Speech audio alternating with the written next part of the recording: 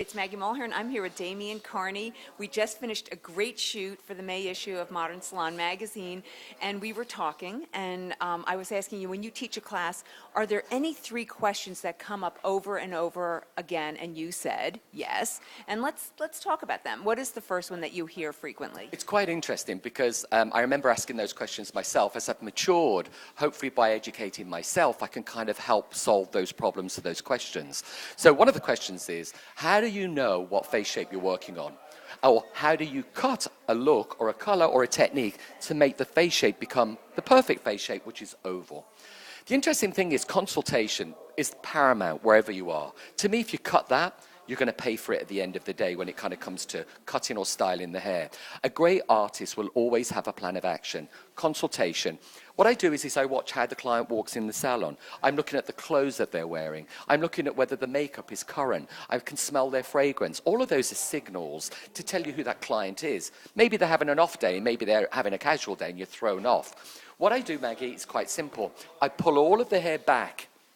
And what I do is I look at the characteristics of the face. For example, the cheekbones, the jawline. Is it round? Is it pointed? Is it square?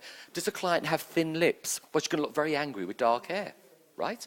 Eye color. Is the eyes tired? And maybe you might need to use a graduating technique to lift it up. Why are you saying all this while you're looking at me? I'm not saying this to you, Maggie. I'm saying it to those people out there who are listening, but you always look gracious and beautiful. So the most important thing is you're neutralizing. Like a lot of colorists work, they're neutralizing all the time. It's the same with a haircut or a dressing. If something has round characteristics on a face shape, you want to neutralize it with a squarer look or make it off balance because it throws off the vision with the human eye, that it makes the face shape changes its characteristics. If somebody's very hard, you wouldn't want to put a black bob on them. It only makes them look harder. So what I do is I've studied it. Actually, you can go onto many sites these days around the world and click in face shapes, and you can get a lot of information. What you've got to look at is a particular face shape. Where the face widens, I would narrow the hair down. Where the face narrows, I would build it. So regardless of the length, short, medium, long, curly, straight, whatever hair you have, what you're doing is you're adjusting the eye to focus on a different face shape, which is the oval. And there was another thing you said, like if a client comes in and she's got like a really messed up nose, you would never give her a severe center part. Absolutely, because, you know, if something is a little off balance, so let's get real here. You know, most people's ears or nose or lips are a little bit off balanced anyway. One eye is slightly smaller than the other. It's rare that you've got perfection, but it does exist. So the last thing you want to do if somebody's got a nose that's a little off balance is to put a center part in and put something geometric around it. The nose will look even more off balanced. So what you do is you distract maybe a few soft tendrils over the face, something that's just going to break the focus of the eye looking at the nose. A heavy square jawline. You want to soften it, make it too short, the jawline protrudes further forward, so now it looks even squarer. It's quite interesting. I went to beauty school, and like everyone else in the world, and you understand these fundamental face shapes. But the most important thing I think about bringing face shapes into today's world is that people do break the rules. Somebody may be wearing the inappropriate skirt length for their legs or the inappropriate hairstyles for whatever, but they pull it off in a different way. So be a little bit more elastic. Be in tune to the characteristics of your client.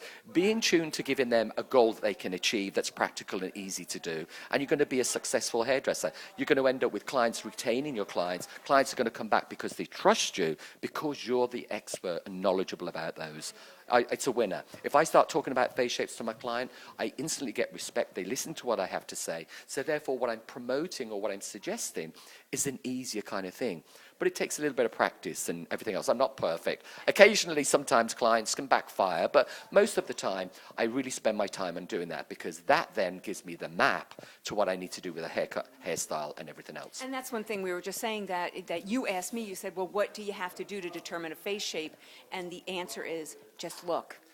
There you go. And what I do, Maggie, is I look around the outer shape. If you were to get a pen and pull the client's hair back, draw not literally on the head, in your mind, what the outside shape would be. It'll either be round, square, oval, asymmetric, heart.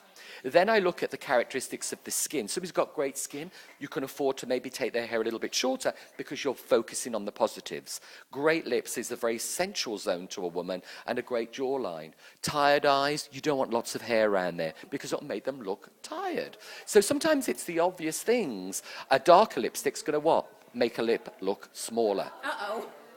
What am I doing? Well, you've got beautiful lips. You've got a nice even top lip and a nice bottom lip, whereas some people, they can be heavy on the bottom and narrow on the top, or like me, I don't have any lips. Okay, so then we have number 2. We wrote these things down here so we don't forget. Staff, wait, what is it? Staff motivation. Staff motivation and staff retention. I get this asked all the time, and I know this because I owned a salon. I don't currently. But basically, how do you keep staff from walking away from you? You've got to keep them interested. You've got to keep them motivated. And I think the thing is, what makes a healthy salon is that you've got different characters that are different personalities that contribute to one team. You don't want everybody chasing the same goals. You don't want everybody being the same because you end up with a salon with no character. But what you do need is everybody being on the same bus. Somebody's upstairs, somebody's driving it, somebody's hanging on, and you've got a philosophy that's very clear with your staff. Don't ever be frightened of being firm about your expectations on something that's working for you. I think it gives a clarity, I think it gives a confidence about a company, and it gives a vision about a company. You know that if you're working for a high-level design, a salon, or a clothesline, or a fragrance, or a hotel, they've got standards, and they don't bend those standards that much, because if they do, the whole thing falls apart. So here's my secret. Keep people motivated. Monitor the people that you're working with. Don't be frightened of saying thank you a lot more often than you're doing the wrong thing, because I know how detrimental that can be to your confidence. I never feel appreciated. I'm always working too hard, but I never get the returns. People are financially rewarded. Some people are rewarded by doing great hair. You want all of those kind of things. Keep people trained. When they're trained, they're motivated, they have stamina from a creative and technical point of view, and you'll rarely have high turnover because they're in an environment and in a culture that they walk in that door and they feel motivated to work on a very busy day. Start crumbling with that, people walk away, they're disenchanted, and it ends up being really quite a problem. But nothing's impossible to achieve. Little seeds dropped here that are watered daily will grow into incredible things. Well, that's just great advice, not just even for the salon. I mean, that's Yes. even for a family. And then our last one is balance. Oh, I get this asked a lot. And actually, it's a problem that if I don't focus, I will be off balance. When you're talking about balance, you've got the one side of the head, which left and right. You've got the front and you've got the back. So you've kind of got those areas.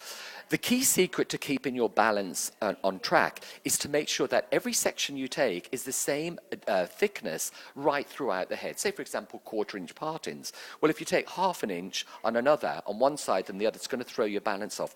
Make sure that your section on your left and right is parallel and equal. If this side is on a different angle here and this side's here, your balance will be off. The thing is cross-check, cross-check, cross-check. Don't leave it to the end of your hairstyle, color, or haircut. Because if the problem was a little problem, it has grown and manifested into something much bigger. So the key secret is cross-check, work methodically, work neatly, stand away from your work, feel the lengths of your work, and your balance will be a lot easier to control. But if you don't concentrate, sometimes I zip up and I stay focused, and I'll pick up my conversation with my client once I've got everything perfect. And then once that line's in there, you just follow it through. Follow the guideline, always make sure it's in sight, and you won't go wrong. And quite frankly, she'll probably appreciate if you say, you know what, I've got to focus on this. She would, hey, it's my hair. Yeah. Don't be frightened of saying that to your clients. It's not being rude. It's just being respectful, and you want to achieve the highest quality that you can. You can't be having your client all over the place. And yes, it's great knowing about the husband or, the holiday or the well-being of the client, but the priority is you've got to give them the highest standard. And actually, sometimes a lot of clients don't like to chat all the time. They feel obligated that they have to answer a question, maybe your assistant shampooing their hair. Sometimes silence is golden.